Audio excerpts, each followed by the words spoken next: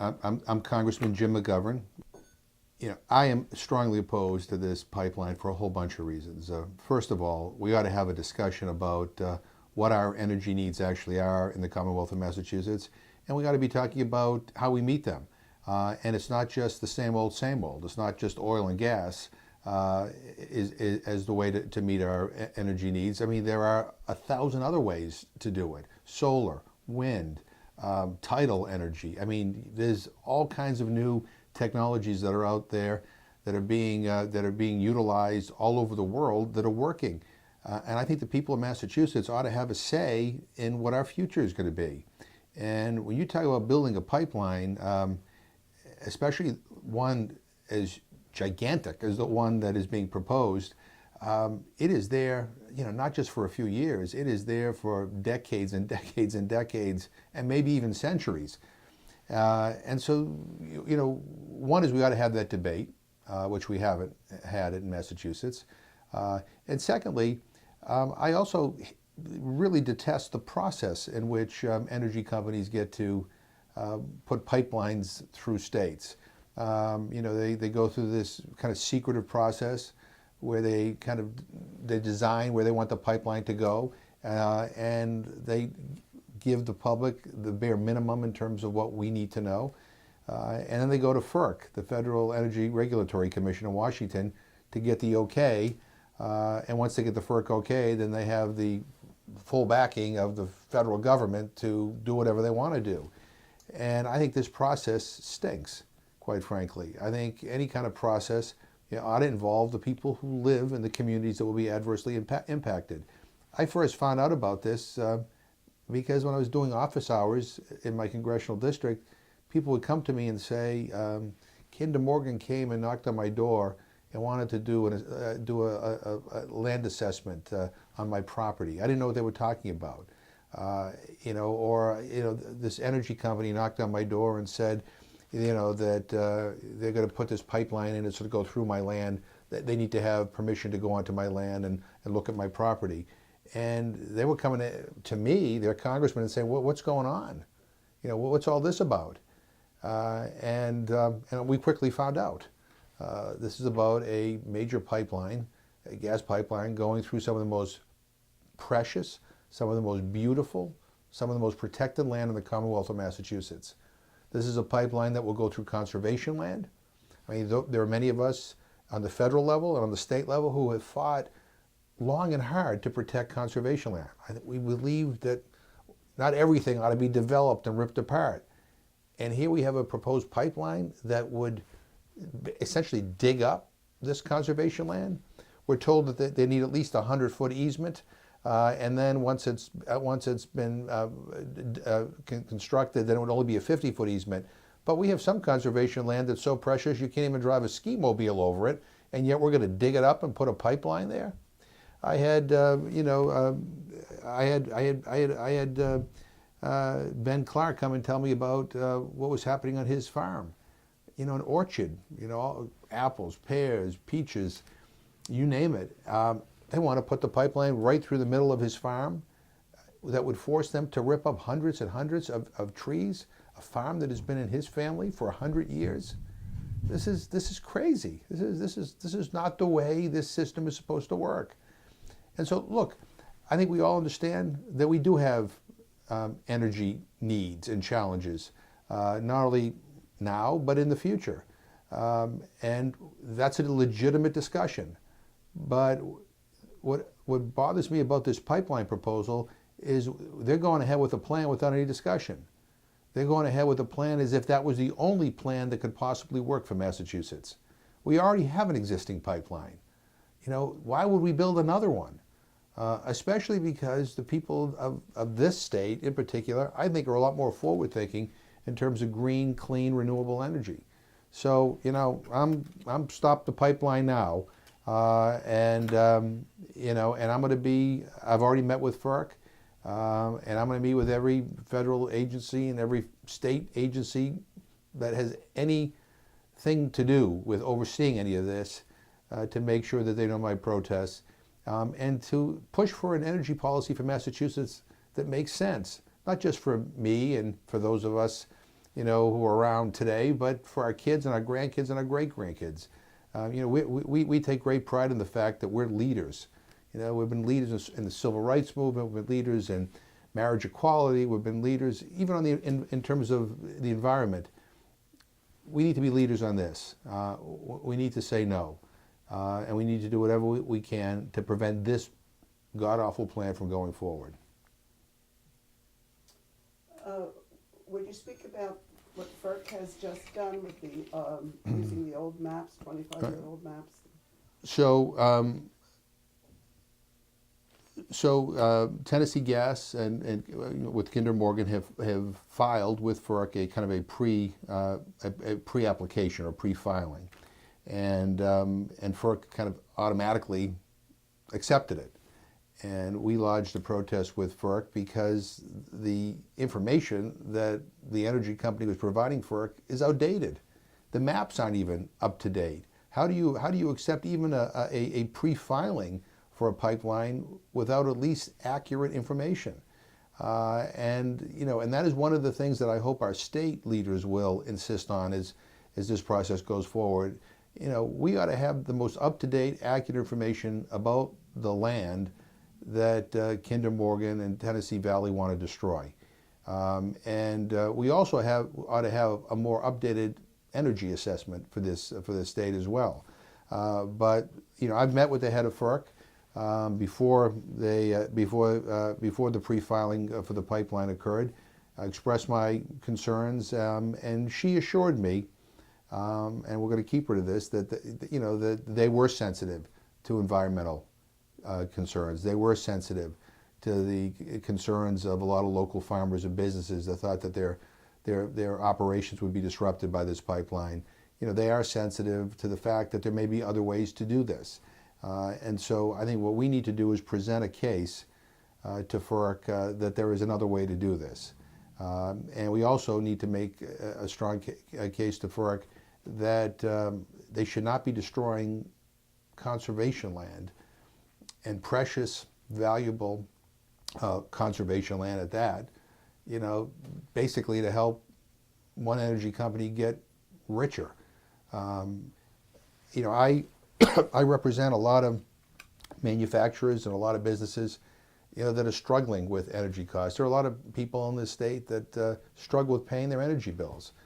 And so this discussion about how you keep energy affordable, how you make sure our needs are met in an affordable way, I think is an important discussion to have.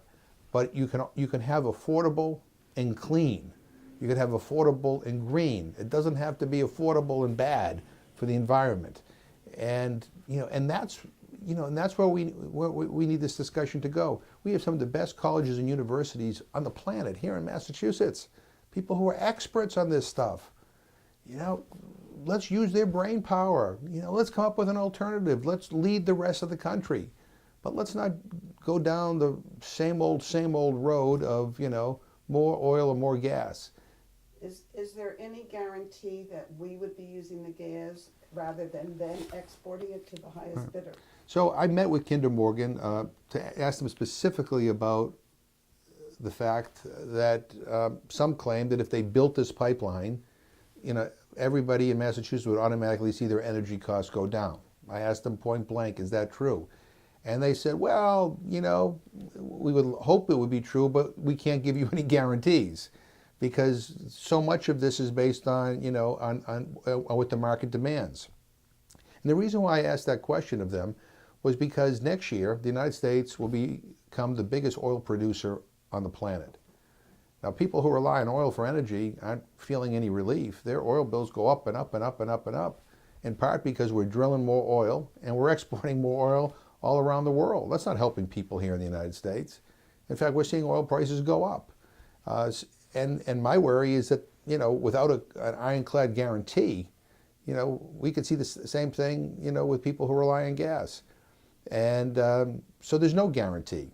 There's no guarantee. I mean, people can speculate all they want. But understand this, to build this pipeline, it's going to be really expensive. So someone's going to have to pay for it. And the ratepayers are going to pay for it. And then we get this compact, New England state compact, and there's this issue of a tariff that might be attached for infrastructure. Who gets assessed that tariff? The people of this state get assessed that tariff. So, when people say, oh, we can't afford the status quo, well, I get it. Let's figure out how to deal with it.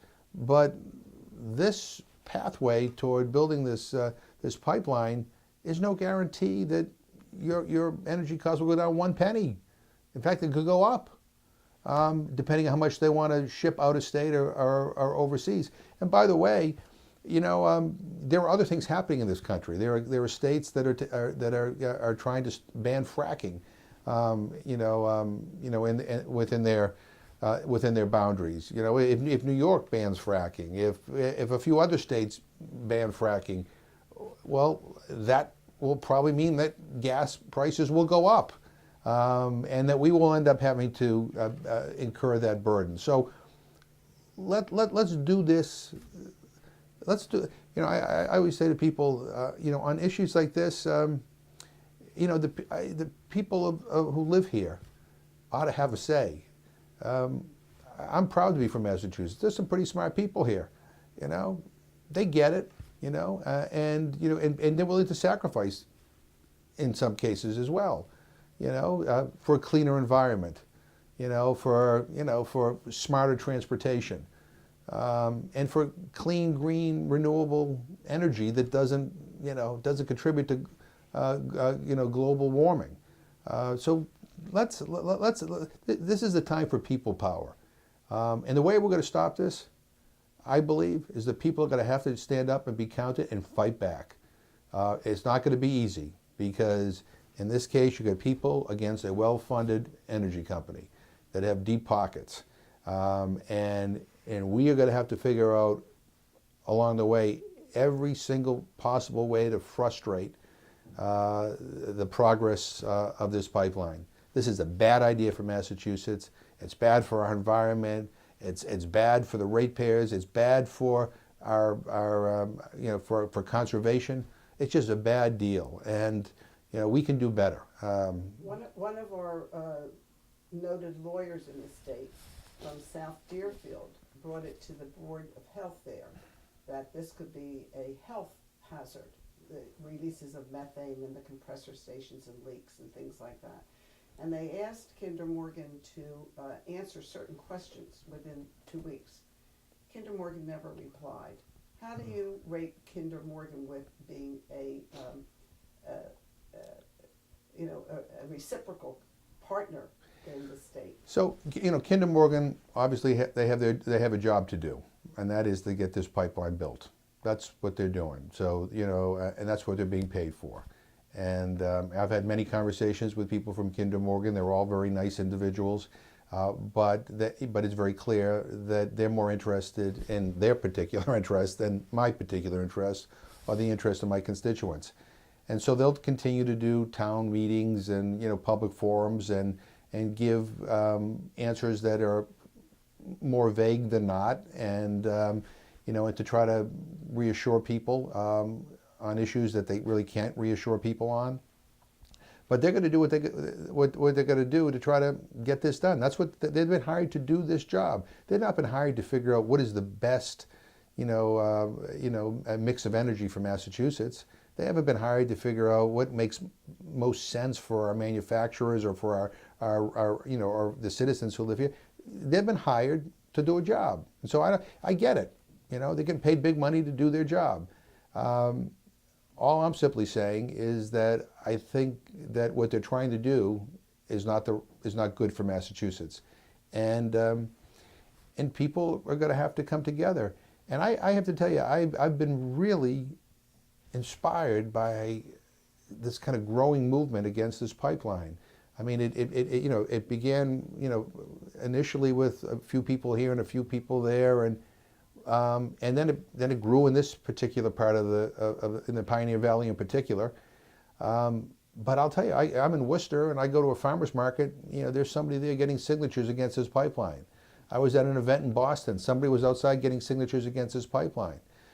people in communities that aren't even directly impacted by this pipeline are starting to organize and have their voices be heard. I've talked to National Grid and other, other power companies about, about the importance of them not getting in bed with Kinder Morgan and Tennessee Valley on this. That this is a bad thing, because if they do, then they're going to be the problem as well. We ought to be encouraging National Grid and others to continue what they've begun, which is diversifying the energy they use. I pay a little bit more so that I can use, solar energy and wind energy and help support that effort here in the Commonwealth of Massachusetts. We've made great strides in that area. We can't stop. And so, I think, look at it. I believe that we can stop this. And it's not going to be easy. And people got to hear all kinds of scare tactics, and they're going to be told that their energy bills are going to go up and up and up and up and up. They're going up and up and up and up anyway.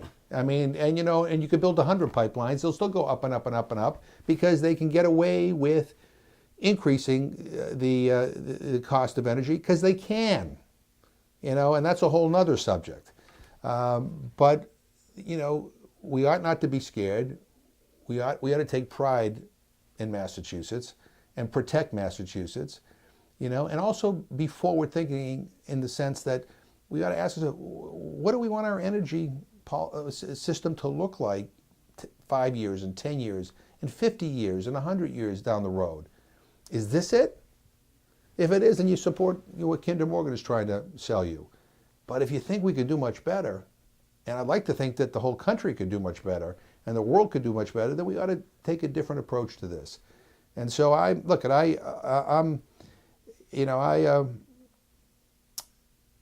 feel passionately about this, and I am upset that the way this has kind of all come about, and I'm committed to locking arms with like-minded people and doing what we can to stop this, and I believe we can. The way we ought to begin this is have everybody who wants to take part in a conversation on what our energy policy should be to gather together, and let's have that discussion. If I say we could do better with more solar and wind, then you tell me why that's not enough. And if it's not enough, what else can we do? And if we can't get to where we want to get to fast enough, how do we transition? But with this pipeline that's being proposed, this is not a short-term fix, because Kinder Morgan was quite honest with me that in addition to building this pipeline that we see kind of go through some of the most protected parts of Massachusetts, part two of this are side pipelines going up north. So there'll be multiple pipelines. We'll be one big pipeline. This entire state will be one big pipeline, and I don't think that that's the right thing for us to do. And there's nothing I have heard from Kinder Morgan that has convinced me otherwise. I mean, I like to think I have an open mind. I don't do things in a knee-jerk way. But I looked at this plan and it's awful. I looked at this plan and it is so insensitive to the people of the Commonwealth of Massachusetts.